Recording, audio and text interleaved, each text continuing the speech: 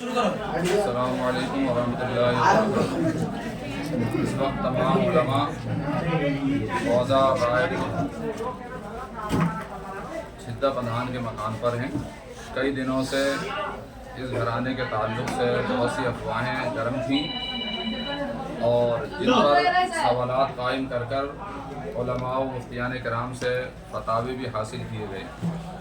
آج ان کے مکان پر آ کر علماء ان کے سامنے ان افواہوں کو جو ان کے تعلق سے گردش کر رہی تھی سامنے رکھا اور فتووں کو رکھا، سوالات کو رکھا۔ کئی چیزوں سے انہوں نے انکار کیا اور جس میں مرشد کے لیے سجدہ کرنا اور دیگر بہت سی باتیں شامل تھیں، اور اپنی طرف سے یہ تحریر انہوں نے لکھوائی کہ ہم علماء حق کو ماننے والے ہیں اور علماء سو سے پرہیز کرنے والے ہیں، اور ہمارے لیے شریعت سب سے پہلے ہے۔ ہم شریعت کے ہر حکم کو ماننے والے ہیں۔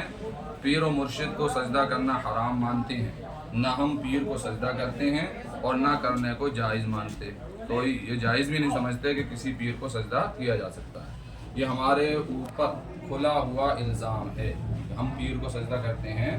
اس کا انہوں نے انکار کیا کہ ہمارے اوپر یہ الزام ہے، ہم اسے حرام سمجھتے ہیں، اور نیز ہم پختہ اہل سنت و جماعت ہیں۔ ہمارا ایمان ہے کہ شاہ کونین ہمارے آقا حضرت محمد مصطفیٰ صلی اللہ علیہ وسلم کا لقب ہے۔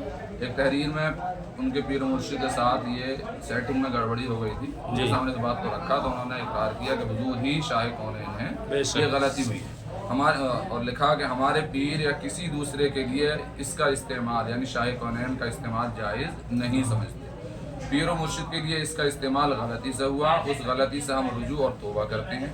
ہمارے نبی حضرت محمد صلی اللہ علیہ وسلم آخری نبی ہیں، اب ان کے بعد کوئی نیا نبی نہیں آنے والا۔ جو کسی نئے نبی کے آنے کو جائز سمجھے وہ کافر ہے۔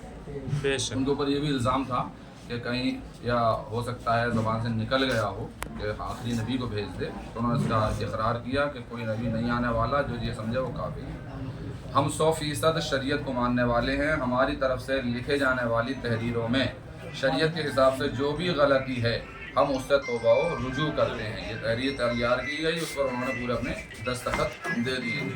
پہلے سے ہی وہ ان تمام باتوں کو ماننے والے تھے، پہلے سے ہی صحیح العقیدہ اہل سنت و جماعت ہیں۔ کچھ لفظ جو ہے افواہ گرم ہوئی، اللہ رب العزت ان کی صراحت کو، تفصیل کو، برات کو قبول فرما، آمین، اور تمام اہل سنت و جماعت کے عقیدے اور عمل کی اپنے محبوب کے صدقے حفاظت فرما، آمین۔ دعا کر لو۔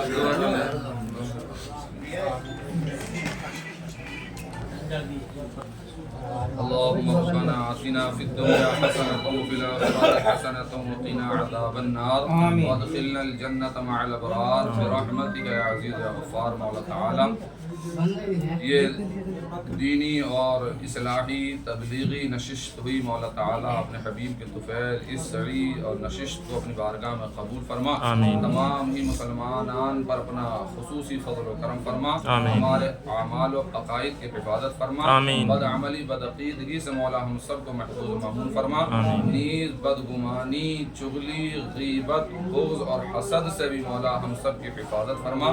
پروردگارا اپنے حبیب کے وسیلے ہر طرح کی برائی سے ہمیں محفوظ و معمول فرما، خصوصاً عقیدوں کی برائی سے، بدعقیدگی سے ہماری حفاظت فرما، ایمانی زندگی ایمانی موت نصیب فرما، بروز حشر پیارے آقا صلی اللہ علیہ وسلم کے شفاعت ہم سب کو نصیب فرما۔ آج کی اس نشست کی برات کو اور علماء کی سعی و کوشش کو مولا عز و جل عوام اہل سنت کی شرکت کو قبول فرما، اپنے بعد ہر شے سے زیادہ عشق رسول عطا فرما، شریعت محمدیہ علی صاحبہ الصلاۃ والتحیہ پر ہمیں تا دم آخر مولا عمل پیرا ہونے کی توفیق عطا فرما، وصلی اللہ تعالی علی خیر خلقہ سیدنا مولانا محمد وعلی آلہ واصحابہ اجمعین برحمتک یا ارحم الراحمین۔ لا الہ، اس پہ ان کے سائن بھی ہیں؟ ہاں سب انہی کے سائن تو ہیں، اور کس کی؟ ہماری بیٹی پڑی ان سے